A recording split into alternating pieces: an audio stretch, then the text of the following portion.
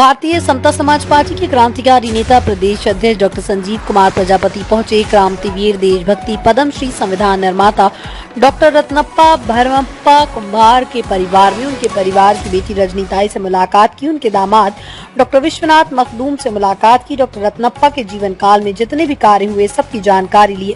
रत्नप्पा सिर्फ पद्मश्री के लायक नहीं, उन्हें भारत रत्न के काबिल है, उनकी भारत रत्न मिलना चाहिए।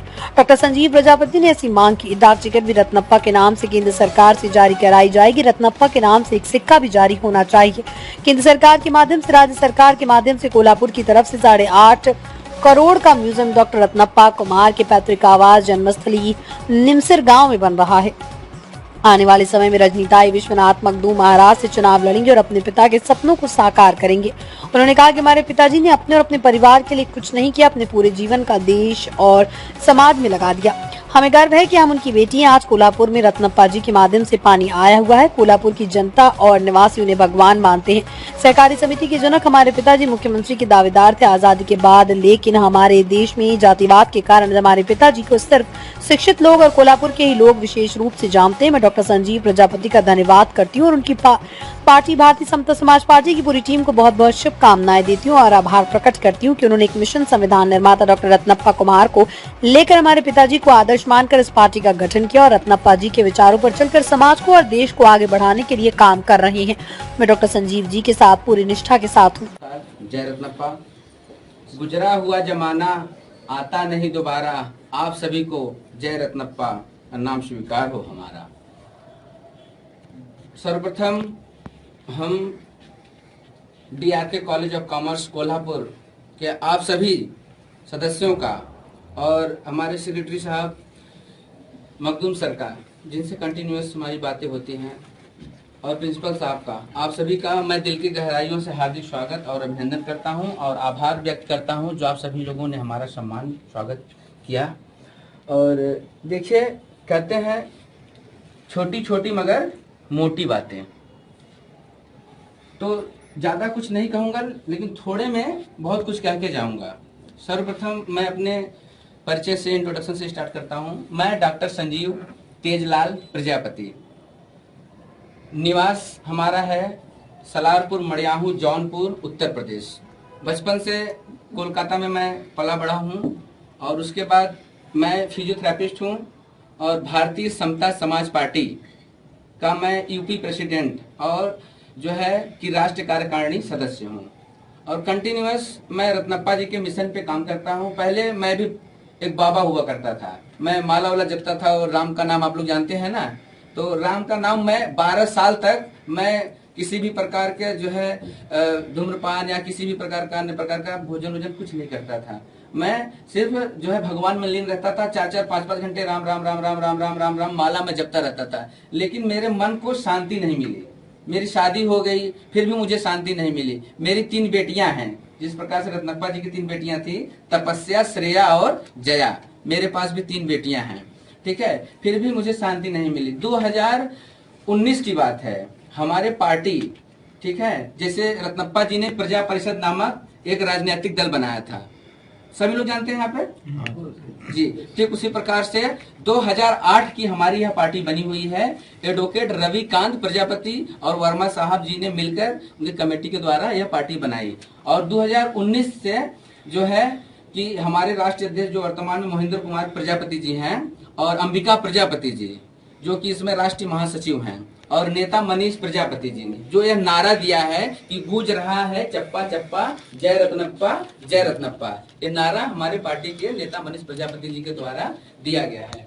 ठीक, तो हमें राष्ट्रीय अध्यक्ष महेंद्र कुमार जी हमारे घर पे आए और उन्होंने हमें रत्नप्पा जी के बारे में बताया। तो जाहिर सी बात है क्वेश्चन होगा, उन्होंने कहा भाई ये भारतीय संविधान निर्माता थे, तो आज मैं भी 7-8 सालों से इस मिशन पे काम कर रहा हूं।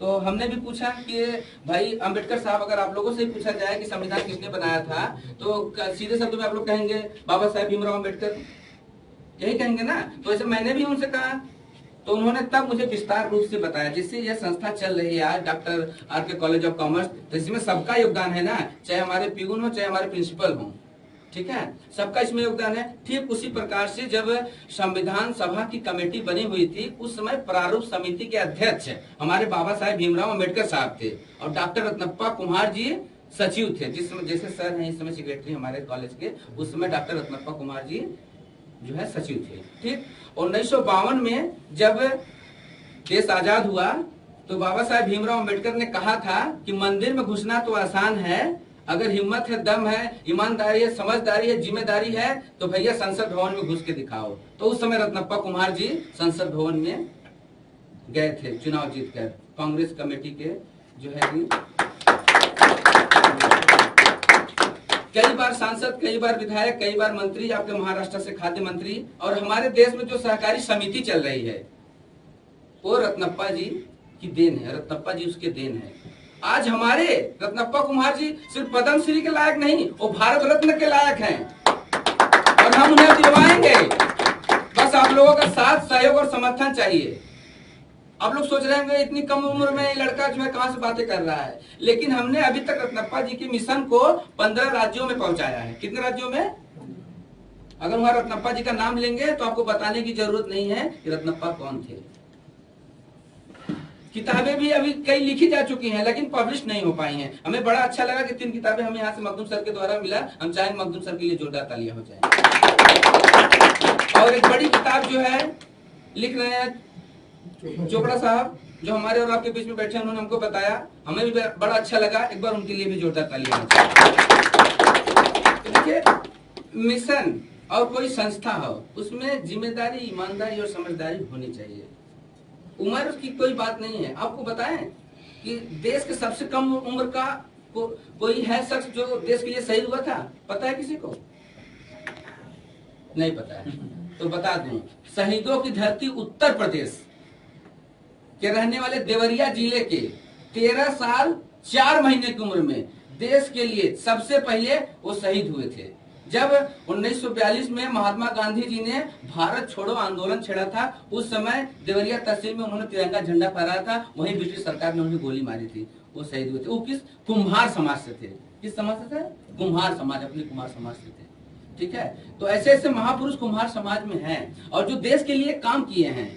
तो आज हम दावेदारी कर रहे हैं कि डॉक्टर रत्नप्पा कुमार जी को भारत रत्न मिले, तो हमें वैसा काम करना पड़ेगा। आप सभी का साथ, सहयोग और समर्थन की आवश्यकता है। तो सर 23 दिसंबर को हम मुंबई में एक बड़ा कार्यक्रम का आयोजन किए हैं रत्नप्पा जी के पुण्यतिथि के दिन। तो हम चाहेंगे वहां के मुख्य अतिथि के रूप में सर हमारा यह प्रस्ताव आप स्वीकार करें। सर के लिए जोरदार तालियां। पहले न्यू डाली जाती है किसी चीज का, तो डायरेक्ट हम यूपी में बुलाएंगे। अभी जान लीजिए यूपी में लाखों लाखों हजारों की संख्या में रत्नप्पा जी की जयंती और पुण्यतिथि मनाई जाती है। और सब इस समय जानते क्या, ये मैंने बताया रत्नप्पा जी के बारे में, मैंने बताया रत्नप्पा जी के बारे में। सभी नए नए संगठन बना के सब बता रहे हैं, लेकिन भैया कहते हैं ना, बाप तो बाप रहेगा। कोई कितना भी चिल्ला ले कि ये कॉलेज मेरा है, कॉलेज मेरा है, लेकिन जो कॉलेज जो बनाया है उसी का रहेगा ना।